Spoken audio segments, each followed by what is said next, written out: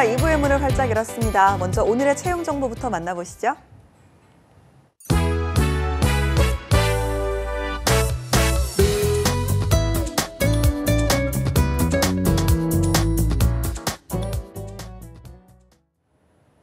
네, 취업 정보 알려드림의 신샘입니다. 오늘의 공기업 및 공공기관 채용 소식입니다. 인천 중부 신용협동조합에서는 금융 업무를 담당할 신입 및 경력직 직원을 채용하고 있습니다. 성별에 관계없이 2명을 모집하고 있고요. 고졸 이상 학력 소지자 중 40세 이하인 분만 지원이 가능합니다. 운전 면허증 소지가 필수인데요. 이 외에도 엑셀 등 문서 작성 활용 능력이 뛰어나야 하고요. 신협 경력자를 우대하고 있습니다.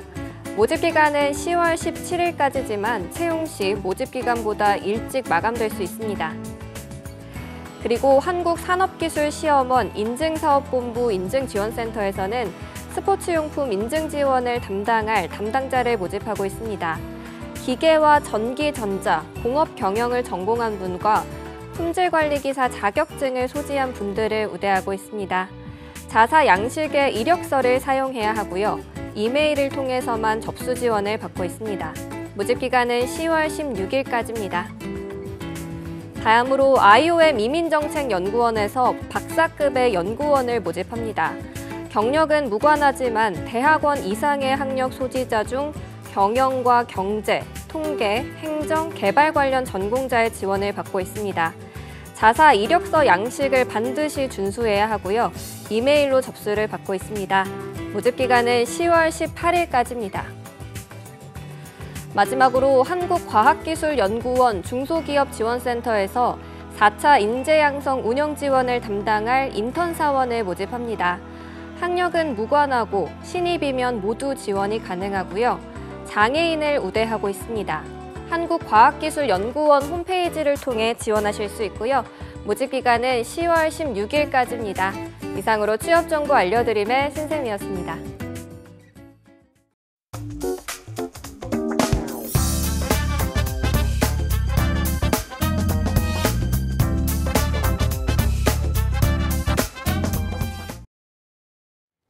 네, 도전하는 여성들을 위한 시간이죠. 여성 취업 어디까지 알아봤니 시간입니다. 오늘도 이분과 함께합니다. 대화심리 전문가 공감 멘토 오수양 교수님 나오셨습니다. 어서 오십시오. 네, 안녕하세요. 네. 공감 멘토, 프로 공감로 오수양입니다. 오늘 가을비가 아주 촉촉하게 그러니까요. 내리더라고요. 네. 오늘 아주 가을비, 단비, 단비처럼 아주 촉촉한, 네. 아주 풍성한 소식 준비했습니다. 그러니까 남부지방에 또 비가 많이 온다고 해서 조금 걱정이긴 한데 네. 어쨌든 오늘 좀 가을비와 함께하는 오수양 교수님과의 시간입니다. 네, 오늘 우리 조소연 앵커님 정말 의상 또한 가을 하네요. 저는요 네. 오늘 뭐 교수님 의상 보고요 기가 죽었어요. 뭐 이거 아무것도 아니더라고요 오늘. 아니, 저는 어쩜 오늘 이렇게 멋쟁이신지. 네, 아니 우리 조 앵커님께서 아까 저희 방송 네. 들어가기 전에 트렌치 코트를 입고 딱 나타나시는데 예. 세상 제일 예쁜 그녀. 아니 우리 조 앵커님이 아닐까 싶습니다. 오늘 우리 그 조 앵커님의 의상처럼 네. 정말 그 풍성한 가을을 알려주는 단풍, 은행잎 이런 것들이 이제 아주 연상이 되는 아주 풍성하고 그 아주 알찬 소식 준비했는데요. 오늘 기대해 주셔도 좋습니다. 아유 뭐 교수님 저희가 매주 끝에 분량이 남잖아요. 시간이 부족해서 이런 이야기하다가 그렇죠. 네. 자 오늘 안 됩니다. 시간이 없습니다. 바로바로 이야기 이어가도록 하겠습니다. 지난주에 이야기를 또 들어봤던 게 이제 심리학 관련 국가 자격증이었잖아요. 네. 그중에서 직업 상담사 알아봤는데요. 오늘은 또 어떤 거 한번 알아볼까요? 제가 지난주에 언급해 드렸다시피 이제 직업 상담사 그리고 또 이제 청소년 상담사, 임상심리사 자격 이렇게 3가지를 지난주에 이미 언급을 드렸는데요. 네.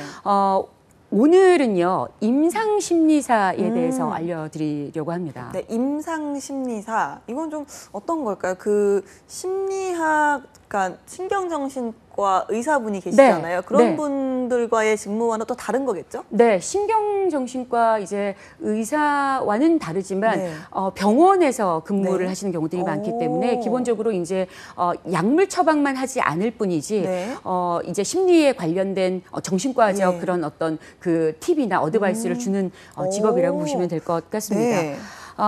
특히 이 임상심리사 같은 경우에는 최근 굉장히 급부상하는 인기 있는 직업입니다.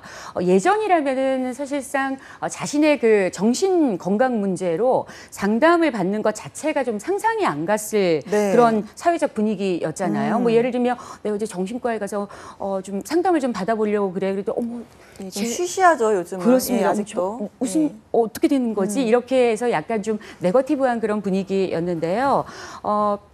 최근에는 이제 이러한 분위기들이 많이 나아졌습니다. 네, 그래서 사실 그 예전만 하더라도 그 쉽게 빨리 상담을 받고 치료를 받으면 이제 금방 나을 수 있는 이런 그 정신적인 문제, 뭐 심리적인 문제도 혼자 이제 키워가기 때문에 더 큰 문제를 야기하는 사건들도 많이 발생을 하게 되잖아요. 그래서 이제 그 상담이라는 것이 이제 터부시 되는 그런 사회적 분위기였는데요. 최근에는 그 이제 공인분들께서 이미 방송에 나와서 나는 공황장애다. 나는 우울증에 걸렸다. 이런 얘기를 서슴없이 말을 꺼내시면서 치료를 받고 있다. 약물 치료를 받고 있다. 이런 얘기들을 하세요. 예를 들면은 연예인 MC 중에서는 이제 김구라 씨 같은 경우에는 심지어 모 프로그램에서 나는 이제 공황장애 대사다. 이렇게 홍보대사다라고 얘기를 할 정도였고요. 그리고 이상민 씨 같은 경우에도 공황장애 약물 치료를 받고 있다라는 얘기를 서슴없이 하고 있습니다. 그래서 이제 기본적으로 이제 연예인 분들부터 이런 심리적 그 문제를 갖고 있는 분들에게 뭐 약물 치료나 이런 어떤 심리적 상담 치료를 이제 독려를 하고 있는 분위기인데요. 그러다 보니까 이제 많은 사람들이 지금은 이제 상담을 받는 것에 대해서 예전보다 좀 더 열린 마음으로 대하는 분위기이고요. 그래서 최근에 이런 분위기를 타서 이 상담사, 임상심리사가 굉장히 인기가 많아지고 있는 추세입니다. 알겠습니다. 자, 그렇다면 이렇게 좀 요즘 뜨고 있는 임상심리 상담사 어떤 직업인지 설명을 해주시죠. 네, 임상심리학적으로 이제 지식을 활용해서 이제 상담을 이제 통한 뭐 치료 그리고 이제 재활을 담당하는 그런 직업 또는 이제 전문가라고 정의를 할 수 있겠는데요. 2002년 그 신설된 국가기술 자격 33개 종목 중에 하나라고 보시면 됩니다. 국민의 건강을 보호 증진하고 이제 개인의 삶의 질을 높이기 위해서 상담을 통한 치료나 뭐 혹은 재활을 담당한 전문 인력의 양성이 이제 시급하게 많이 필요하다라고 판단을 해서 신설된 자격이라고 보시면 될 것 같습니다. 주요 업무 내용은요, 임상 심리학적 지식을 이제 바탕으로 해서 뭐 심리 평가 그리고 또 이제 심리 치료 상담, 그리고 심리 재활, 심리 교육, 그리고 심리 자문 등이 있겠고요. 1급, 2급으로 나뉘어져서 선발이 되게 됩니다.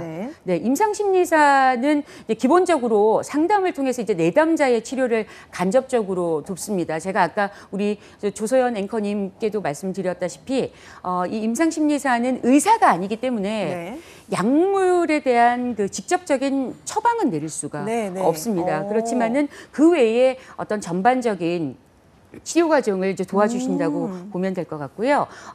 그러다 보니까 이제 대개 이 임상심리사는 병원에서 근무하는 경우가 많고요. 때문에 기본적인 그 심리학적 이론은 물론이고 이제 병리학적인 이론도 공부를 해야 하기 때문에 뭐 그 과정이 쉽지만은 않습니다. 그렇군요. 그러니까 약물 처방을 제외하고는 사실 뭐 대부분의 그 정신 상담과 의사분들이 하시는 일과 좀 동일한 직무를 한다라고 생각하면 될 것 같은데, 자, 그렇다면 이 임상심리사 어떤 취득이란 자격 같은 게 있을까요? 의사분들 같은 경우는 사실 어느 정도 교육 과정을 수료를 하셔야 되잖아요. 응시 자격은 이제 1급의 경우는 그 임상심리와 관련해서 2년 이상 그 실습 수련을 받은 자여야 하는데요. 심리학 분야의 석사학위 이상의 자격을 소지한 자여야 하고요. 근데 2급의 경우는 임상심리와 관련해서 1년 이상 그 실습 수련을 받은 자로서 대학 졸업자 및 이제 졸업 예정자면 가능합니다. 이때 중요한 사실이요. 전공이 무관하다라는 사실입니다. 그러니까 진입 문턱이 낮네요. 그래도. 네, 그래서 뭐 심리학 전공자가 아니어도 충분히 이제 응시를 하실 수가 있겠고요. 4년제 학위만 있으면 누구나 응시 가능하다라고 말씀을 드릴 수 있겠습니다. 또 이제 시험 과목은 이제 1급의 경우는 이제 필기 시험으로 임상 심리 연구 방법론, 그리고 고급 이상 심리학, 그리고 고급 심리 검사, 고급 임상 심리학, 고급 심리 치료가 있겠고요. 실기 시험으로는 고급 임상 실무가 있습니다. 2급의 경우는 이제 필기 시험으로 심리학 개론, 이상 심리학, 심리 검사, 그리고 임상 심리학, 심리 상담이 있고요. 실기 시험으로 역시 임상 실무가 있습니다. 일단 들어봤을 때 과목이 아주 뭐 쉬운 과목은 아닐 것 같고요. 열심히 좀 공부를 해야 될 것 같은데요. 자, 대신 취득 후에 그 취업 전망 같은 경우는 참 밝으니까 또 소개해 주셨겠죠. 1급의 경우는 이제 임상 심리학적 서비스 업무의 전반을 다 다루고 있기 때문에 전문적인 지식과 기술을 숙지하고 있는 이제 고급 전문 인력이라고 볼 수가 있습니다. 그렇기 때문에 뭐 병원이나 학교, 각종 그 치료 상담 기관, 그리고 재활센터, 사회복귀시설, 그리고 사회복지시설, 종교기관, 그리고 기업체, 교도소, 뭐 군, 관공서 할 것 없이 이런 다양한 심리건강 그 서비스 관련 기관에서 일을 할 수가 있겠고요. 이런 다양한 문제 영역에 대한 심리평가, 그리고 이제 심리치료, 상담, 심리재활 관련해서 자문을 할 수도 있겠고요. 임상실무에서 2급 임상 그 심리사들을 지도하거나 감독할 수도 있습니다. 이거는 그러니까 1급을 취득하신 분들이 하시는 좀 가실 수 있는 취업처 같고, 2급은 좀 어떻습니까? 2급의 경우는 이제 임상 심리사의 업무를 수행하는데 그 기초적인 지식과 이제 기술을 숙지하고 있는 전문 인력인데요. 관련 기관에서 이제 아까 언급드렸던 1급의 경우보다는 좀 문제의 심도가 낮은, 뭐 예를 들면 좀 다소 심리적 내상을 좀 가볍게 입으신 분의 케이스를 다룬다라고 보시면 될 것 같습니다. 임상실무에서 1급 임상심리사의 업무를 보조하는 역할을 하고요. 그리고 정신보건법의 제정과 그리고 또 이제 사회적 수요 증가에 따라서 이 임상심리사의 진출이 최근 아주 뚜렷하게 증가하는 추세에 있습니다. 주요 취업처로는요, 재활센터, 그리고 뭐 사회복귀시설, 그리고 시설 상담소, 교도소, 소년원, 청소년 보호시설, 뭐 지방자치단체, 심지어 법무부, 문화관광부 산하의 각종 상담소에서 일을 하실 수도 있습니다. 알겠습니다. 저도 사실 이 심리 관련한 자격증은 참 관심이 많아서 제가 방송 전에도 여쭤봤는데 관심이 많이 가는 자격증인 것 같아요. 저는 이제 우리 그 조 앵커님 같으면 충분히 내년 봄 정도면 자격을 취득할 수 있다 이렇게 말씀을 드리고 싶습니다. 왜냐하면 이 필기 시험이요, 합격률이 상당히 높습니다. 10분 중에 무려 8분이 합격을 하세요.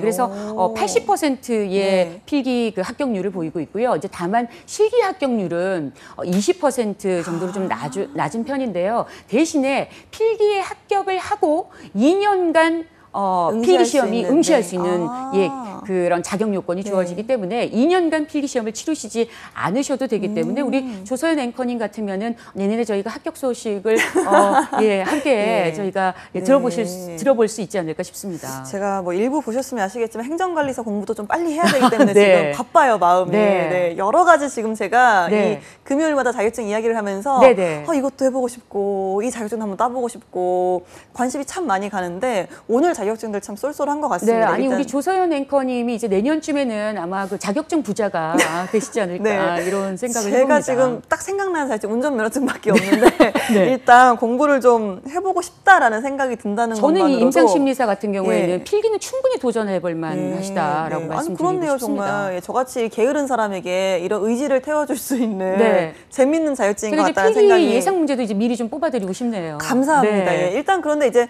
이게 마냥 뭐 적성이라던가 어떤 뭐 재미, 흥미만으로는 절대 도전할 수 없는 직업인 것 같아요. 누군가의 아픔을 또 듣고 거기에 대해서 치유를 해줄 수 있는 직업이기 때문에 사실 뭐 무엇보다도 이 직업 윤리가 가장 중요하지 않을까 하는 생각이 드는데요. 어떻습니까? 그렇습니다.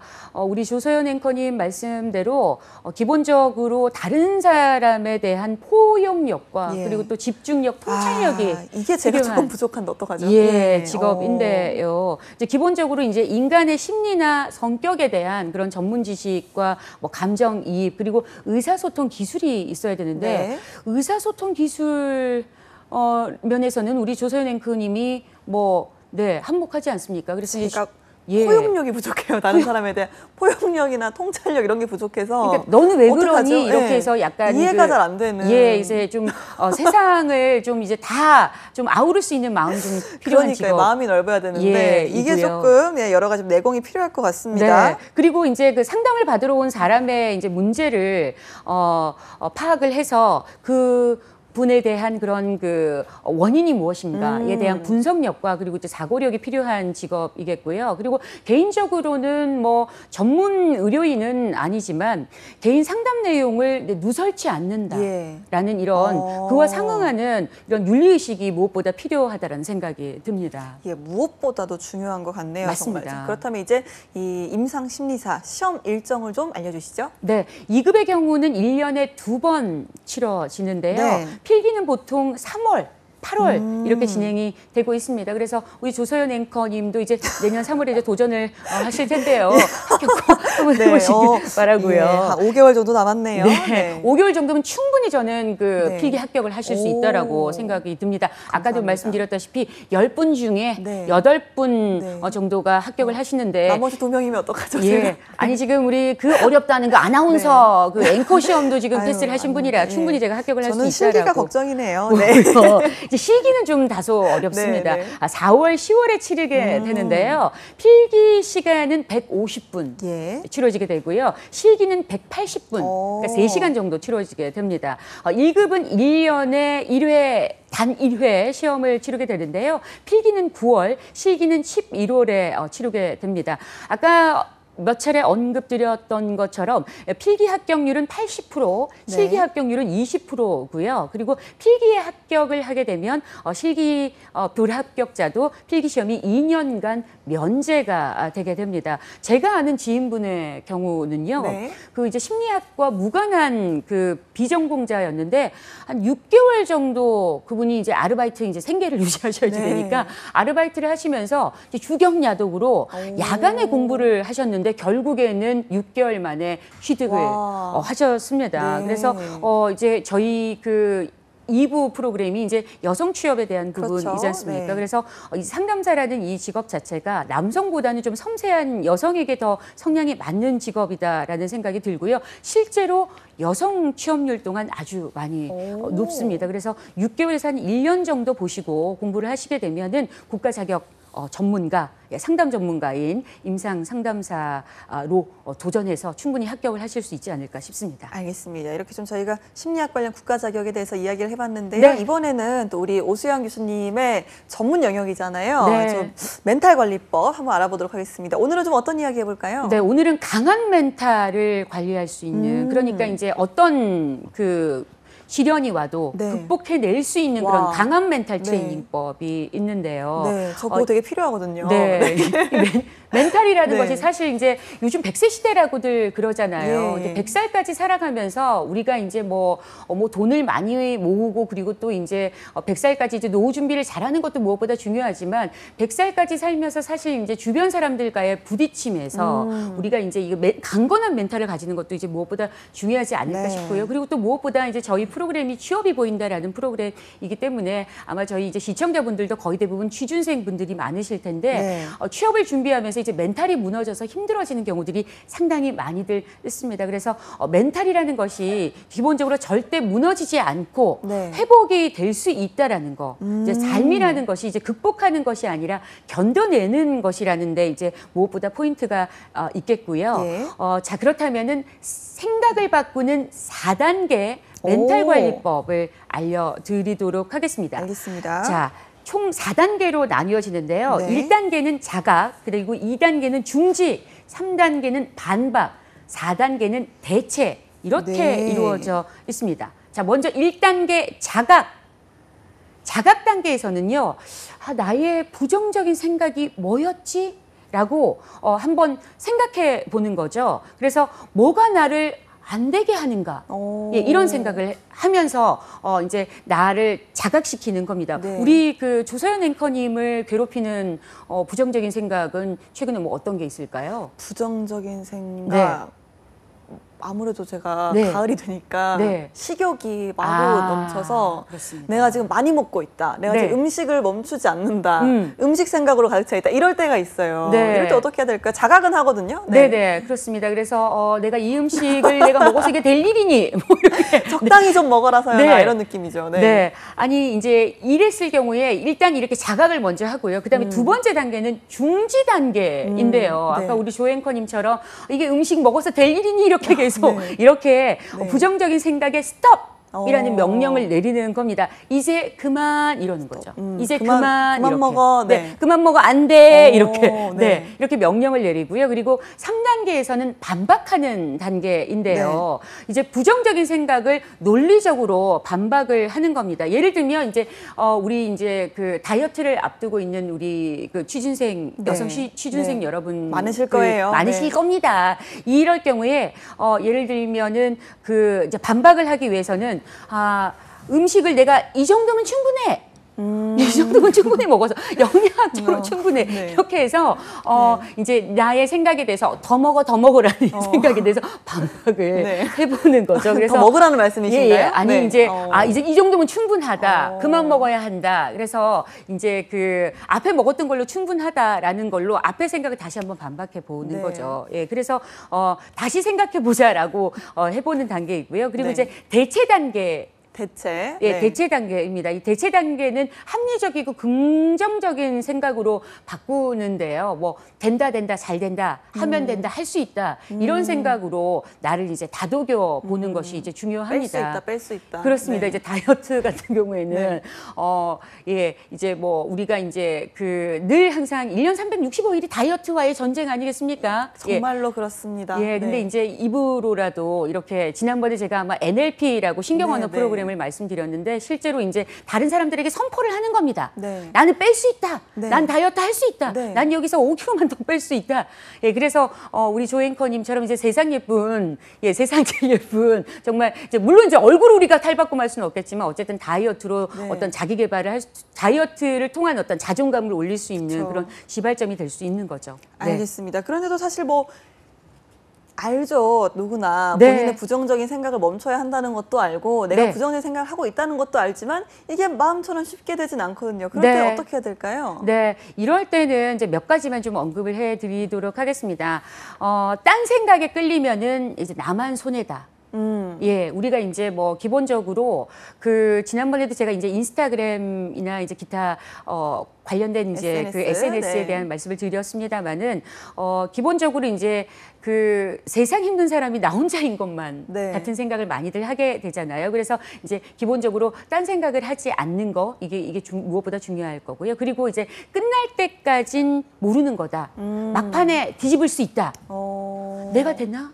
내가 이런 도전을 해서 될 수 있을까? 내가 임상심리사에 도전을 해서 그 전문가 자격증을 딸 수 있을까라는 생각을 하게 되는데 막판에 뒤집으면 짜릿하다. 나도 할 수 있다. 막판에 네. 뒤집을 수 있다라는 이런 그 마음가짐을 가지면서 이렇게 여러 번 이제 되뇌어 보는 거죠. 네. 알겠습니다. 오늘 오수연 교수님과 함께 취준생들을 위한 멘탈 관리법 알아봤는데요. 마지막 오늘 함께해 주신 소감 짧게 부탁드립니다. 네, 이렇게 말씀을 드리고 싶습니다. 이제 지금 우리 취준생 여러분들께서는 이제 취업 준비를 위해서, 취업 합격을 위해서 계속 노력을 하고 계실 텐데요. 그 성과는 한참이 지난 뒤에 분명히 때가 되면 나타나게 된다라는 믿음을 가지시길 바랍니다. 그 과정에는 부침이 존재합니다.